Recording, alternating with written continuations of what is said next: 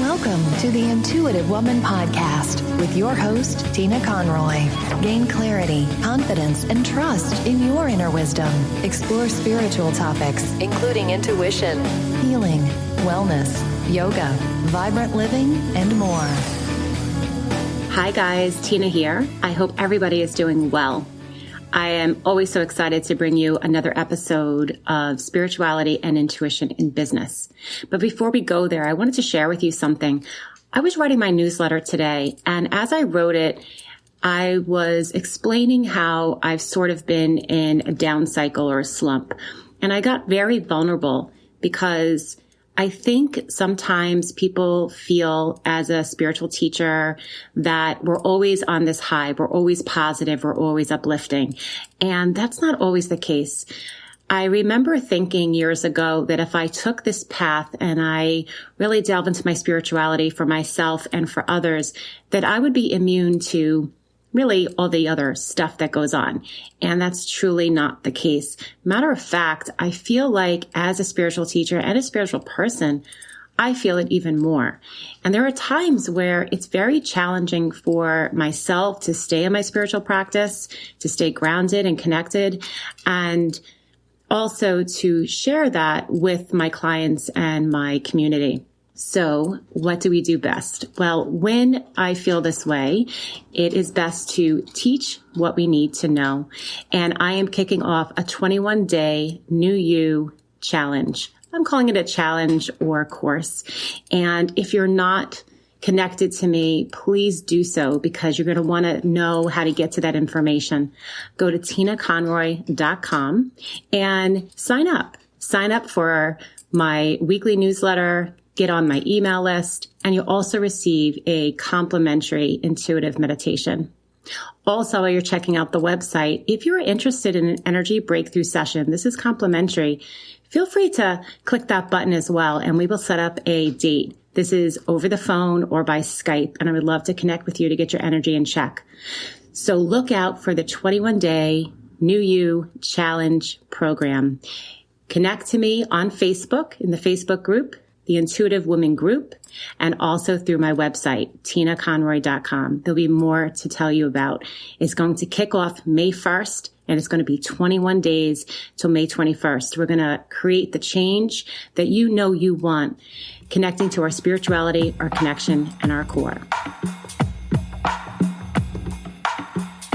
When was the last time you had a full belly laugh? I bet you can't remember. Well, today's guest is going to remind you of laughter and fun and smiles. Barbara Grapstein is the founder and CEO of Healing Headbands Project, Inc. As a global laughter ambassador, certified laughter leader, and laughter yoga instructor, Barbara's passion is her never-ending devotion to helping others through philanthropy, complemented by her entrepreneurial spirit. Barbara is actively involved with several organizations, including the Association of Applied Therapeutic Humor, Steve Wilson's World Laughter Tour and Comedy Cures. Barbara is a featured guest on WCWP 88.1 and Joy Show and is well-traveled. Barbara has had the privilege of engaging with many influencers and leaders in the field, including the Guru of India, Dr. Madan Kataria, founder of Laughter Yoga. Barbara is a corporate consultant for holistic health, stress management, and serves to help children and families living with cancer. The program currently runs in child life centers, universities, and hospitals in the Northeast. I'm so grateful to get Barbara on. To connect with Barbara, go to healingheadbands.com. She is also found on Facebook, Twitter, and Instagram. And her logo is Laugh, Create, Heal. Wear your happiness. So welcome, Barbara. I'm so glad to have you on the show. I'm excited. So excited. I am so glad that we're connecting today. A little bit of a rainy day here. Yesterday was pretty amazing. Did you get to enjoy the sunshine? I did. I took a nice walk. It was delightful.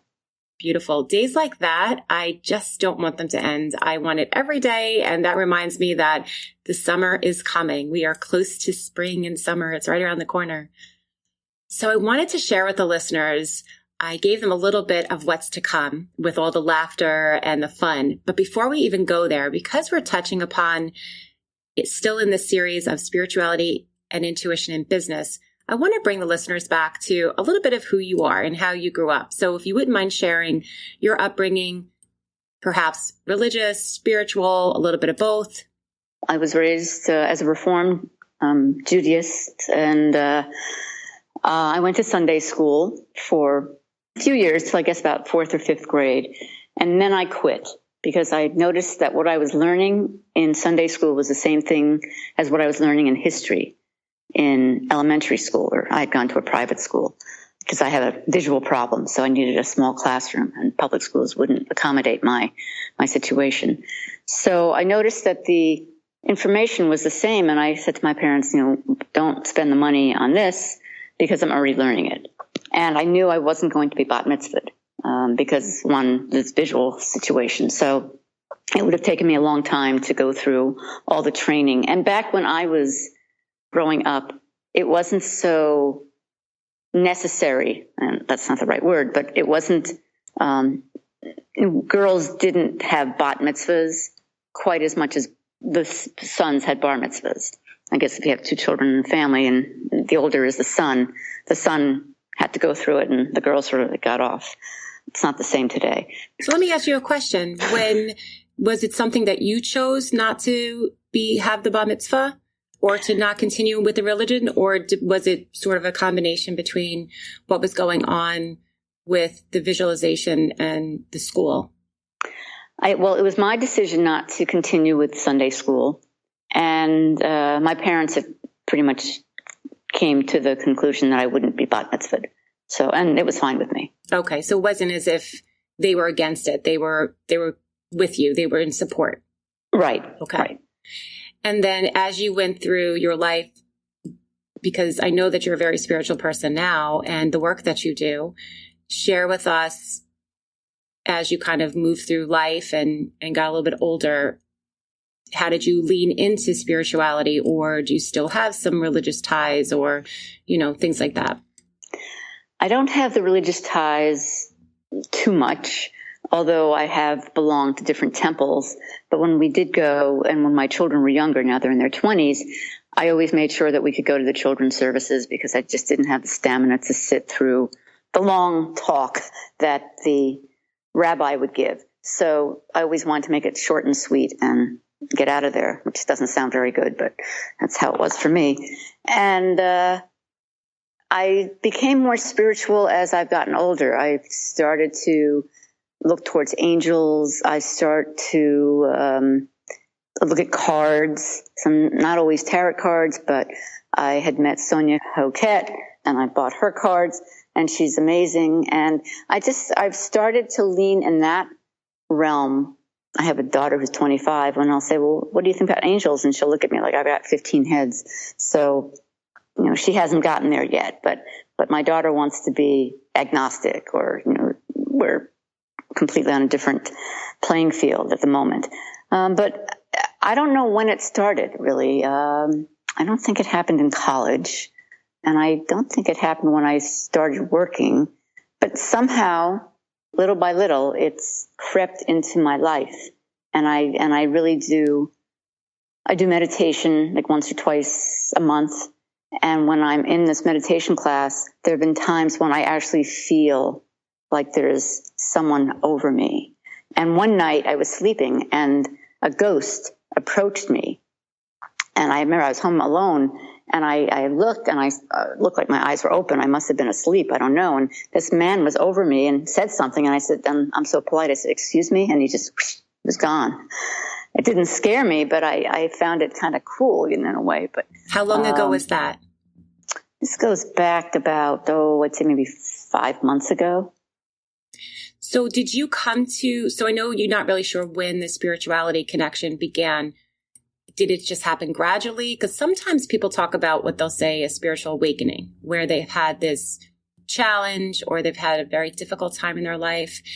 And so they've reached out for something, to know or have hope or have faith. But it sounds like you was just very gradual, finding these new nuances and finding meditation, and we'll get to the yoga as well. So is that more of it? It just was like a gradual finding, a journey? I think so. I have a good friend of mine who She's a widow, and she does numerology and astrology. And she is so spot on. And I'm constantly telling her that she should really pursue that and do something with it. And she's sort of like, she doesn't, it's her cha-cha. I always call things her cha-cha. You do 2 steps forward, 1 step back, and she's not committed. But I think by meeting her, it's opened up certain channels. I mean, she does Kabbalah, and I've gone to a few of the Kabbalah meetings with her. I'm not convinced because she hasn't grown as much as I think she could. And so when the Kabbalah people call me and say, oh, do you want to join? And I'll go, no. And they'll say, why? I said, because my friend hasn't reached that peak. And if you haven't done that for her in 5 years, then, there's no way you're going to convince me that this is for me. Right. Now I'm not sure the listeners may know what Kabbalah is. I know a little bit of it. Can you just share it, just a touch of what it is so they understand? Oh, well, maybe you can explain it better than I can. All I know is that I know that Madonna happens to be a Kabbalist, and it's an outgrowth from the Jewish religion, as far as I understand. And, they give each of their participants a red string that they wear on their wrist. It's along the lines of teaching Judaism, but I can't go beyond that. So. Okay. I too know that it's a sect of, came out of the Jewish religion, Judaism. And I do know a little bit about the red string, but again, I feel like I'm not really sure what it is. I'm not sure if it's mantras. I'm not sure if it's more, I'm a little confused because I know some people have done Kabbalah yoga, and that's a whole new thing. But so I guess for me, it's just a whole, curious avenue. But so tell us about, I want to get to and talk so much about what you do now and what an amazing thing. So bring us up to the point where, how did you find yoga, first of all, and then laughter, laugh yoga or yoga laugh? You could tell us how because I have taken a very little bit of classes of that. So share with us your yoga journey, how you connected with yoga, and then how you now allow yourself to teach others through laughter and yoga. Okay. Well, what happened was, I live in a small town called Seacliff on Long Island, and I used to be in really, really good shape, but I've always been very flexible. And I had been in a really terrible car accident, almost like 15, 20 years ago. And when they brought me to the hospital, I was on the gurney and I was stretching. And one of the doctors said to me, if you can stretch, you don't need to be here. Because I had, gone from my torso, I was able to touch my toes, and I was really stretching. And he said, so then I realized it's a good thing that I stretch. I've always been rather limber. And so I continued doing yoga, but simple yoga, not hot yoga. And so that always kept me in decent shape. And then I used to do Zumba and other exercises as well. And then years later, I had been in another terrible accident. I had tripped in a parking lot. I tripped on the cement divider in a parking lot, and I broke my right thumb and my left ankle in one fell swoop. And I had never broken anything else ever in my life. And so I was waylaid. I couldn't go anywhere. I couldn't drive. And I kept getting emails from an organization called the World Laughter Tour. And just around that time in my life, I was going through a blue period. It's just my son was about to go off to college, and the empty nest syndrome was beginning to happen, and I was just feeling not too great. And so these emails came at the right time, and I realized in hindsight that it must have been the universe saying to me, it's time for you to slow down, and this is something you should address.